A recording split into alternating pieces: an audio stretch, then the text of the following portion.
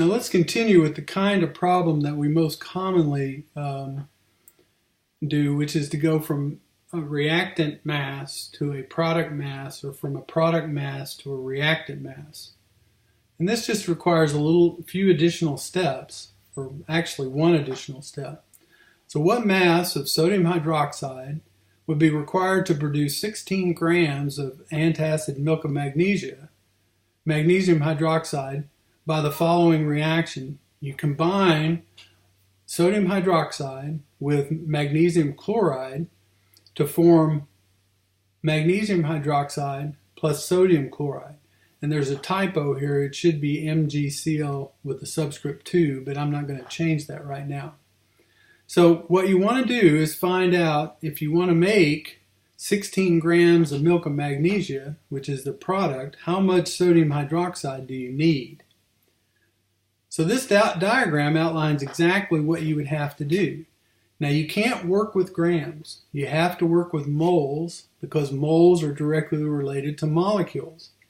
This equation tells you that 1 molecule of magnesium chloride combines with 2 molecules of sodium hydroxide to form 1 molecule of milk of magnesia plus 2 molecules of sodium chloride. So you start with the mass of magnesium hydroxide that you have, which is 16.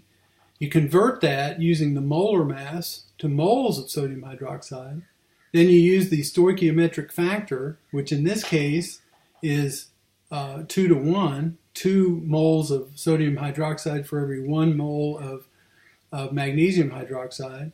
Then you use the molar mass of sodium hydroxide to find the mass of sodium hydroxide. And so first you go from mass to moles, and you see that 16 grams of magnesium hydroxide, the molar mass. So the first step is to start with the mass of magnesium hydroxide and convert that to moles. So 16 grams of magnesium hydroxide divided by 58.3 grams per mole of magnesium hydroxide gives you 0.274 moles of magnesium hydroxide. Now the stoichiometric factor is 2 to 1, so you would multiply 0.274 by 2, and that would tell you that you end up with 0.548 moles of sodium hydroxide. The molecular or molar mass of sodium hydroxide is 40, and so you multiply 40 times 0.548, and it tells you that you need 21.9 grams of sodium hydroxide to make 16 grams of magnesium hydroxide. Now this diagram basically shows you all the various things that you can put into the various calculations in order to find various results. Now, the key here is understanding the stoichiometric factor and seeing that everything goes through moles. You have to end up at a mole to mole so that you can use this factor. You see, if you start out with a mass of something or a volume of something, you end up doing a calculation, ultimately ending up at moles. If you start out with a solution, you use its concentration to end up at moles. If you start out with a number of particles, you use Avogadro's number to end up at moles. Then the stoichiometric factor allows you to get to the next part, which is the answer side, and then you do the same kind of conversion once you find how many moles of B. But you have to work using the stoichiometric factor. You're always working through moles. Now let's spend a little time talking about reaction yields. A reaction yield is the amount of the product produced in a given condition. So let's use yield by using this example first. If you want to make a sandwich, it takes 2 slices of bread and 1 slice of cheese. This is not any different than saying it takes 2 moles of sodium, it takes 2 molecules of sodium hydroxide and 1 molecule of water to make something. It's the same concept. Okay, so you see that the relationship between the two is 2 to 1. Now, if you have 11 slices of cheese and 28 slices of bread, working in either direction, 11 slices of cheese, the stoichiometric factor is 2 to 1, so you only need 22 slices of bread. So you can make 11 sandwiches, because one sandwich requires 1 slice of cheese. You have 11 slices of cheese, and so you end up with 6 slices of bread left over. So the limiting reactant is the substance that runs out or is entirely consumed in the reaction. In this case, it's the cheese. The cheese is the limiting reactant. And the excess reactant is what's left over once the limiting reactant is consumed. And in this case, it's the bread. Now notice the number of sandwiches you can make is always controlled by the limiting reactant.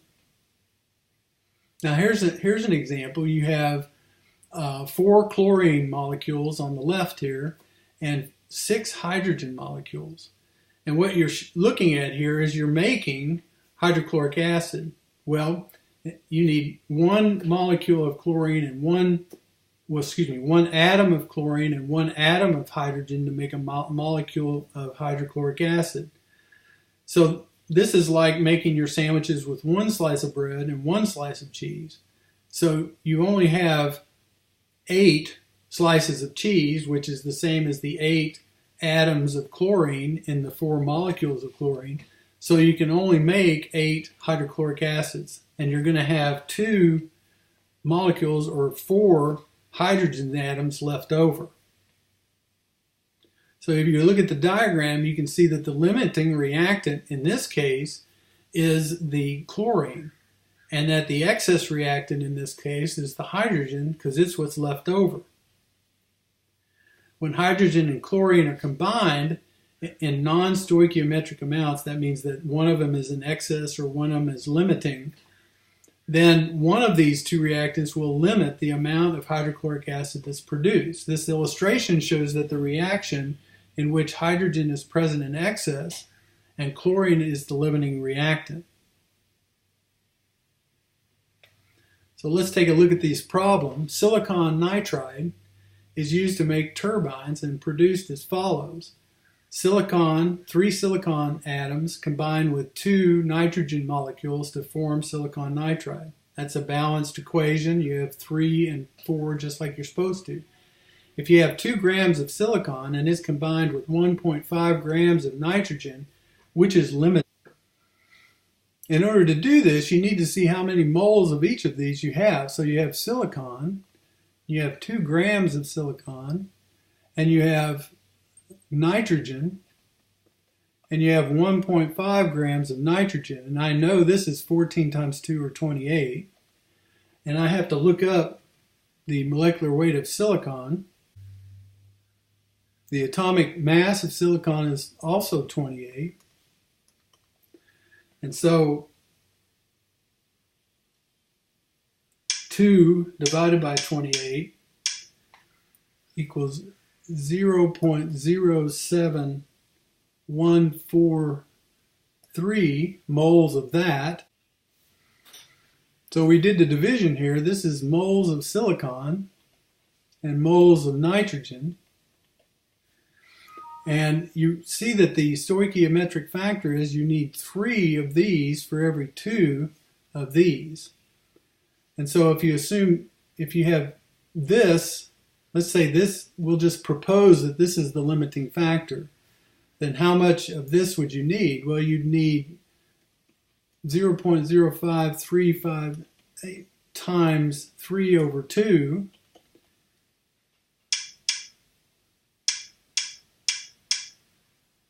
Or 0.0803, and you only have this much.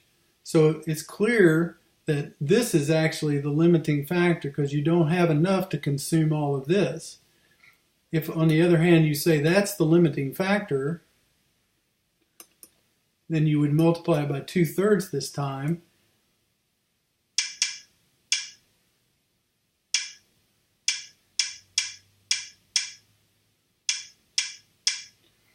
You would need this much, And so based on these calculations, the limiting factor is the silicon and the excess is the nitrogen.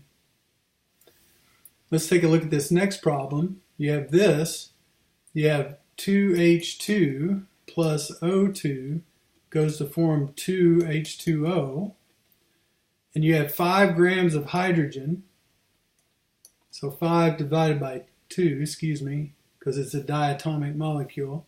So that's 2.5 moles of hydrogen combined with 10 grams of oxygen. Oxygen is also a diatomic molecule, so you have to divide that by 32, and that's 0.3125 moles of oxygen. And if you look at this, you need 2 hydrogens for every 1 oxygen. These numbers are so far apart, it's fairly clear that the oxygen is the limiting factor.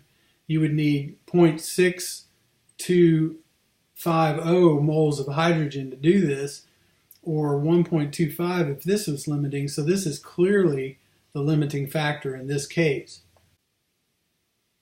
Reaction yields are just defined as follows. The theoretical yield is the amount of material you expect to get based on your chemical calculations using the equations. The actual yield is the amount of material you actually realize when the reaction is performed. And the percent is the actual divided by the theoretical times 100. So you react 1.274 grams of copper sulfate with an excess of zinc. So that means that the copper sulfate is the limiting reactant. You obtain 0.392 grams of copper according to the following equation. What is the percent yield? Well, the way you would do that is you would have to see how many moles of copper sulfate you have. So copper sulfate, you have 1.274 grams of copper sulfate, and this is 63 and this is 96. I've done this a lot, so I know these sorts of things, so I don't have to spend a lot of time thinking about it. So that's 159.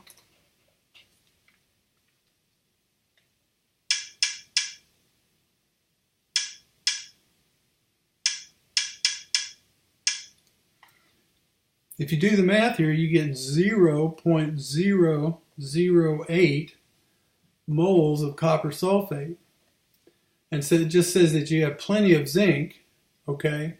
So the stoichiometric factor here is 1 to 1. So you should produce 0.008 moles of copper.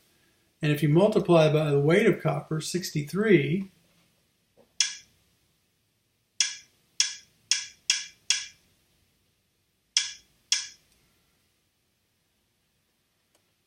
doing the math here, you should get 0.504 grams of copper.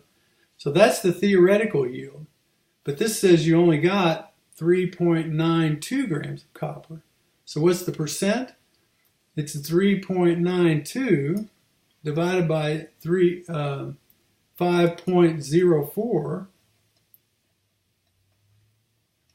times 100. 77.8%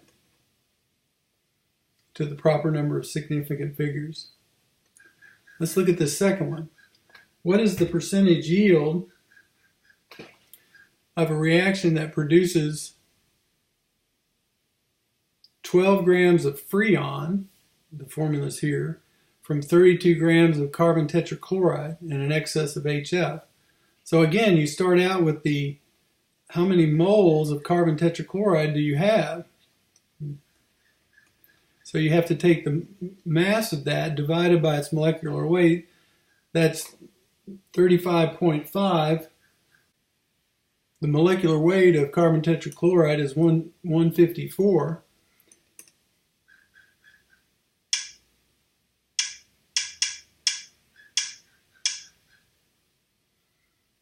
So you have 0.214 moles of carbon tetrachloride. And the stoichiometric factor here is 1 to 1 again. So you should produce 0.214, this is carbon tetrachloride, of Freon, which is CF2Cl2. So if you take 2.214 moles of carbon tetrachloride times, 0.214 moles of Freon, and this is going to be 71. This is 19 times 2 is 38, plus 12. So that's 121. The molecular weight's that, if you 85 grams of Freon. But it says you only got 12.5 grams. So the percent yield would be 12.5 divided by 25 point, let's do the proper significant figures here. And you end up with that. It's 48.3%.